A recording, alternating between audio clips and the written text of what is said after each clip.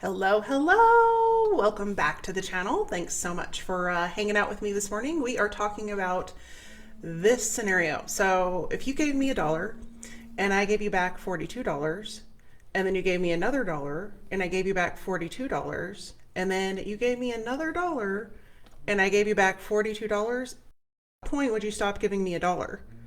Probably never. Well, that is the exact scenario when it comes to your email marketing. Email marketing has a 4,200%, yes, that's not wrong, 4,200% return on investment. It is higher than anything else you can invest in. And yet, I find people still aren't doing it. They're not committed to showing up consistently. They just email their list when they're selling something. And unfortunately, when you have some bad habits like that, you're not going to see that return on investment. But I had this come up the other day with one of my clients, and he's a chiropractor, and he said to me, and I hear this all the time, which is why I'm sharing it with you. He said to me, "I hate emailing. I don't want to email people. I don't want to bother them." And I use that same scenario. I said, "Okay, so if you handed me $1 and I handed you back $42, how would you feel about that?" And he's like, "Oh yeah, I'm all in." I'm like, "That's email marketing. That's the power of it." And so there are some things that people don't understand about email marketing, which is why I'm so passionate about it. And that is that when we spend all of our time on social media, when we spend all of our time posting and creating content and doing all of these things, that's great. We can do that. But if it's not leading somewhere and it's not helping us to build the relationship with the people that we want to have purchase from us, we have a problem. The other big problem with that is that, as you may have noticed, Facebook is very crowded right now. It is 100% pay to play, and it has been that way for a long time. And so I'll have clients come to me and they're like, "Oh, I keep posting, but nobody's interacting. Nobody's looking at my stuff. I'm not getting any leads from social media." And I was like, "Well, yeah, that's because the rules have changed." And when you are putting all of your eggs into the basket of social media, whether that's Twitter or YouTube or Snapchat or Clubhouse or whatever that is, if you aren't moving those people onto your email list, you, my friend, are wasting your time. Because Facebook, YouTube, all of the big powwow social media apps, they make the rules, and they will make the rules that will benefit them. And if you aren't aware that they're changing the rules to benefit them so that they can make more money, you're really in big trouble. So I wanted to share with you some specifics about email marketing. You may be trying to grow your list. You may be not knowing what to say in your emails. Stay tuned till the end, because there's an opportunity for you to really zone in on your emails and get some additional help and guidance and some specific formula, actually, in a free training I'm giving tomorrow. And I put the link in the show note, or in the show notes. You can tell I always do ACC TV in the description of this video. But you can also check out the video that I posted today over on YouTube. I did a new series. I don't know what I want to call this, but it's called Email Makeover. And what I did over there is I took 4 emails and I took them apart. And some of them were so bad. One was, it was okay. And then one was like, "Oh, you guys got it." So anyway, check that out. You can find that over on my YouTube channel. I'll put the link for that in the description as well. But let's dive into like some things, some of the biggest problems I hear.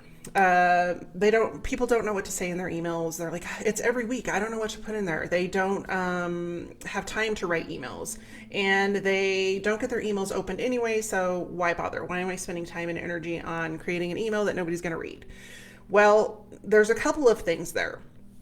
And there's a couple of tips I'm going to give you at the end of the video on how to increase your odds of getting things read. And then I'll even give you more tomorrow in the training. If you want to sign up for that training, you can do so at alisaconnor.com, and that's ALISACONNER.com/email training. And I would love to see you over there. It's going to be a great training. I've got some people signed up and they're super excited about it. But diving into a little bit more about the $1 for $42. So in order to reap that benefit, you've got to have some pretty good habits. And one of them is consistency. And so when I hear people say, "I don't have time to write email," email doesn't have to be as complicated as we make it. If you are already creating content, you have the capability to turn that content into an email for your subscribers and share it with them. Email becomes very powerful when we can customize and personalize it, which is one of the best ways to stand out in the inbox. So that's tip number one. You want to personalize your email, whether that is personalizing it with their name or personalizing it with their content that they want to see.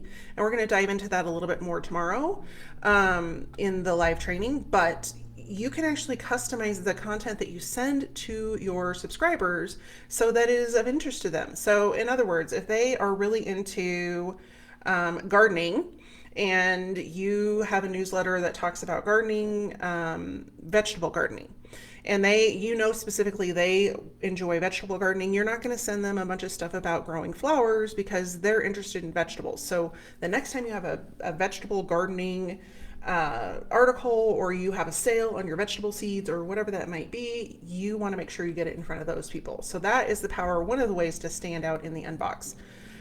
Now, as you have seen, not only on social media, but in the inbox, you probably woke up this morning to something between 50 and 200 new emails just overnight. Well, that's everybody. And so I see a lot of other marketers out there pimping their templates, and they're like, yeah, I want to use templates. And so I want to caution you a little bit about using templates. And I haven't purchased a lot of those templates, so I don't know what they look like, but just based on, what they're selling and the price point they're selling them at. The problem with templates is that you are then copying someone else's voice and personality into your emails, and that it makes it very difficult for you to build authenticity and a relationship with your audience, because you're showing up as somebody else. You're not showing up as yourself. You're not showing up as the person that they're going to continue to build trust with and eventually buy from. And so my problem with templates is that they look like templates. They sound like templates. They don't have personality, and they're not going to be able to show your voice. And that's really important, especially now, because as you know, especially after COVID, we're in a really crowded marketplace. We are in a really saturated time, both with advertising, with being online, and people are frankly kind of burned out, and they want something new and they want something refreshing, and you can deliver that when you put you in your email. So that's tip number 2, is add your personality.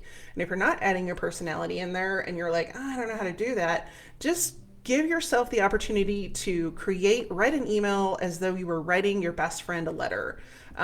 And when you can do that, the more you do it, the better you're going to get at it. But just make it fun. It doesn't have to be this. I think we get in this mentality of, we were taught to write corporate emails like this: step 1, step 2, paragraph 3, sincerely, blah, blah, blah. Nobody likes those emails anymore. I don't even think corporate likes those emails anymore. They don't get read. They're just like, oh, blah, blah, blah, blah, blah. So when you can add fun into there and your personality, it helps you move away from that template. Now, that doesn't mean you don't need a structure, which is something we're going to talk about tomorrow. I have a 5-step formula that you can plug into every single email you write, and it's going to make it so much easier for you. But it's going to help you stand out from the competition, because they're going to be like, oh yeah, I totally can tell this is Elise's email because her personality is right there. I hear that all the time. People will respond to my emails when I send them, and they're like, oh my gosh, it's so you. Like, I know it's from you because it sounds like you.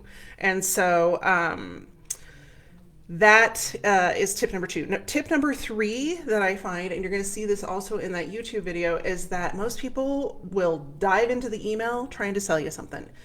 If you approach it from the perspective that somebody's reading this email because they have a problem that they need solved, and then you identify that problem, they're going to be like, oh my gosh, they totally get me.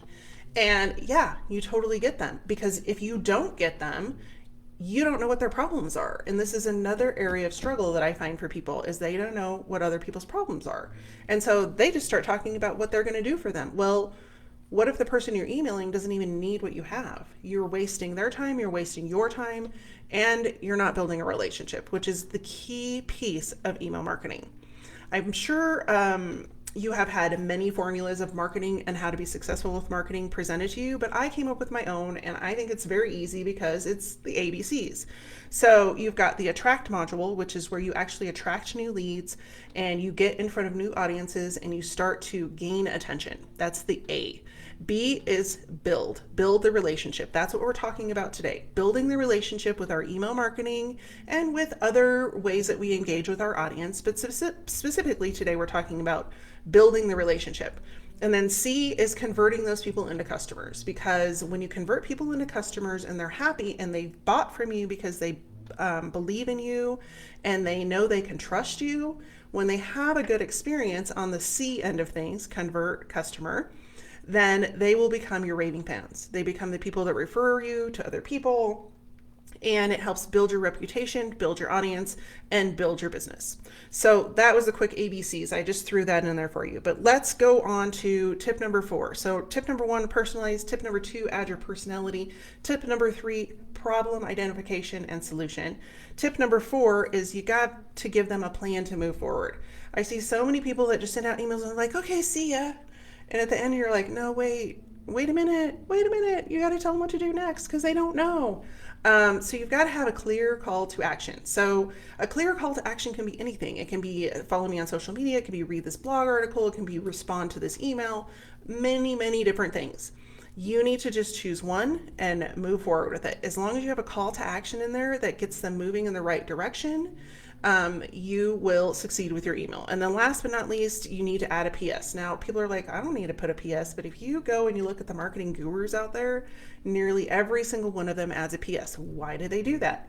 Because they know, as well as we know, that people don't read an entire email. They skim it. They skimmed through the email and they might just go headline, title, that's it, PS. But if you can catch them at the PS and you can get them to take the next step with that PS, that's really important. So that's my 5 tips for today in just jump starting and getting your email marketing going and moving in the right direction. Again, I will put the link to that YouTube video. You will find it, I believe you'll find it very useful to have me walk through those 4 emails. And that's something I'm going to have as a regular feature, both on my YouTube channel and over here. So if you have any questions, please respond. I'd love to see you in tomorrow's training.